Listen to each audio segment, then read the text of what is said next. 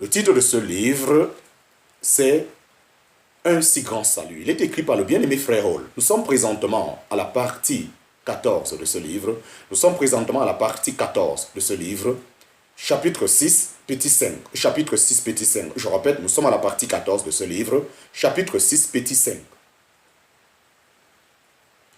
Dieu désire notre sanctification pratique. C'est ici la volonté de Dieu, votre sainteté, en parenthèse, 1 Thessaloniciens chapitre 4, verset 3.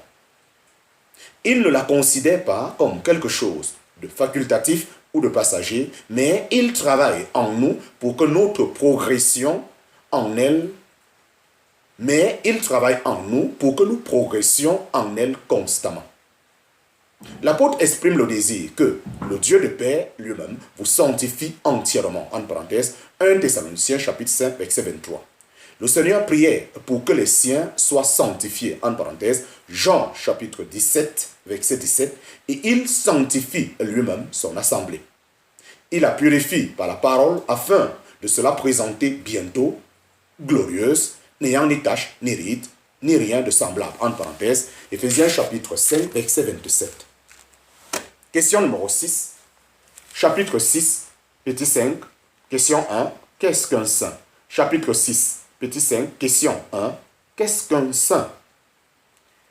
Les croyants sont fréquemment appelés saints. Dans le Nouveau Testament, l'usage populaire du terme saint répond-il à son usage scripturaire? Non, il s'agit de deux sens différents. Il serait même utile d'employer deux termes différents s'ils existaient. Dans la pensée populaire, un saint est une personne d'une piété exceptionnelle qui aurait atteint une prétendue perfection morale. Après sa mort, il peut être vénéré et diverses représentations, peintures ou statues peuvent en être faites. Cela n'est pas spécifique au christianisme, mais se retrouve dans d'autres religions. Bien sûr, le croyant instruit de la pensée de Dieu doit se tenir loin de ces choses. Dans la parole, chaque croyant est un saint, car il est séparé pour Dieu par le sang de Christ et par le Saint-Esprit qui habite en lui. La pensée populaire est très tenace parce que nous avons tendance à croire que la sainteté ne nous concerne pas tous personnellement, mais s'adresse seulement à un petit nombre de croyants supérieurs. Eux seuls auraient à poursuivre la sainteté et cela nous servira d'excuse pour nous contenter d'une vie chrétienne d'un niveau inférieur. Rejetons avec énergie cette tendance et maintenons soigneusement la pensée scripturaire. Chapitre 6, petit 6. Question numéro 2. Délivrance du péché complète et actuelle. Est-ce possible? Question numéro 2. Délivrance du péché complète et actuelle. Est-ce possible? Certaines personnes se prétendent entièrement sanctifiées dans la pratique.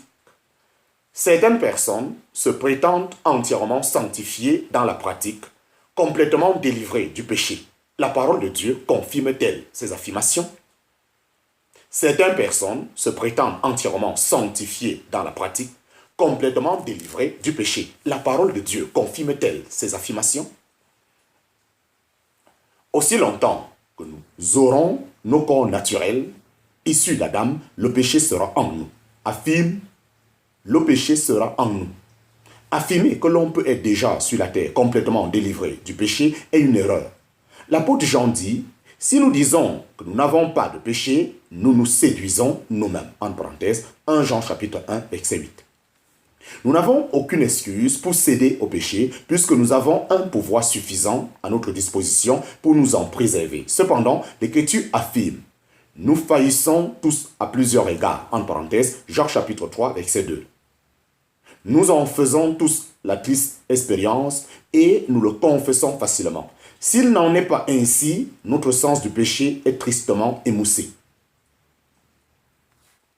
Quand l'apôtre Paul souhaite que le Dieu de paix lui-même vous sanctifie entièrement, en parenthèse, 1 Thessaloniciens chapitre 5, verset 23, il ne fait pas allusion à une sainteté pratique totale, mais à l'homme tout entier dans sa nature tripartite, esprit, âme et corps. Rien n'est partiel dans l'œuvre de Dieu. Son influence sanctifiante atteint toutes les parties de notre être et se poursuit jusqu'à la venue du Seigneur. alors la sanctification de l'homme tout entier sera complète et parfaite, mais pas avant. Toutefois, une vie de sainteté pratique croissante est une vie chrétienne normale. Celui qui vit soigneusement une telle vie en parlera le moins possible. Sa vie et ses paroles se résumeront en un seul nom, Christ. Alléluia. Amen. Fin du chapitre 6. Fin du chapitre 6. Fin du chapitre 6. Chapitre 7, la nouvelle naissance. Chapitre 7, la nouvelle naissance. Chapitre 7, la nouvelle naissance. Il nous faut être nés de nouveau. En parenthèse, Jean chapitre 3, verset 7. C'est le Seigneur lui-même qui a présenté cette indispensable nouvelle naissance tout au début de son enseignement. Elle n'est pas une œuvre extérieure aux croyants comme la justification, mais une opération intérieure, impérative au début de la vie chrétienne. Nous venons par la suite d'autres opérations intérieures comme la vivification ou le don du Saint-Esprit. Nous verrons par la suite d'autres opérations intérieures comme la vivification ou le don du Saint-Esprit. Plusieurs expressions sont employées par le Seigneur pour évoquer la nouvelle naissance. Il parle de naître de nouveau, de naître d'eau et d'esprit, de naître de l'esprit. Les apôtres Pierre et Jean, qui avaient été certainement enseignés de la bouche même du Seigneur sur le sujet, donnent d'autres compléments dans leur épître. Pierre parle de régénération par la parole de Dieu, Jean de naître de Dieu. Avant de considérer ces différentes expressions, nous regarderons pourquoi cette nouvelle naissance est indispensable et les allusions qui y sont faites dans l'Ancien Testament.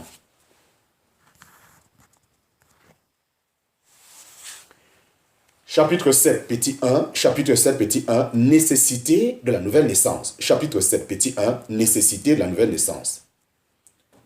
Nicodème faisait partie de ceux qui étaient convaincus que Jésus était un docteur venu de Dieu. Alors que certains se contentaient de croire superficiellement, il fit un pas de plus et montra son sérieux en cherchant à s'enquérir personnellement de l'enseignement du Seigneur. En parenthèse, Jean chapitre 2, versets 23 à 25 et chapitre 3, versets 1 à 2.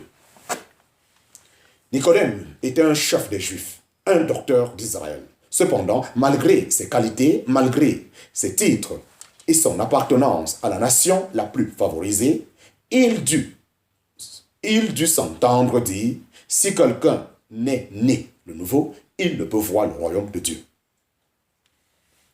L'expression traduite par né de nouveau peut aussi l'être par né d'en haut.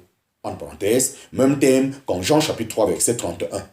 La réponse de Nicodème montre toutefois qu'il a compris selon le premier sens. Il avait besoin d'une naissance qui serait entièrement nouvelle dans son origine, depuis le commencement. Depuis le commencement. L'expression est la même en Luc chapitre 1, verset 3. Rien de moindre que cela ne pouvait être satisfaisante. Nicodème, malgré les avantages de son ascendance et de sa personne, ne pouvait par lui-même, Nicodème, malgré les avantages de son ascendance et de sa personne, ne pouvait pas lui-même satisfaire Dieu. Quand le Seigneur affirme que seule la nouvelle naissance est suffisante, il condamne l'état naturel de l'homme. La nature d'Adam fut corrompue par son péché et toute l'humanité, génération après génération, a reçu cette nature déchue. L'aveuglement spirituel est une des formes de cette corruption. Nous sommes incapables de voir les réalités spirituelles et en particulier le royaume de Dieu. Quand Jésus était sur la terre, ce royaume était présent dans la personne du roi, mais les hommes n'ont pas su le reconnaître. En fait, ils ne pouvaient le voir sans la nouvelle naissance. Nicodème n'avait vu en Jésus qu'un maître. Il avait besoin de naître de nouveau pour le discerner vraiment. De même, Jésus est un maître religieux pour les hommes de notre époque. Il ne discerne pas Dieu en lui.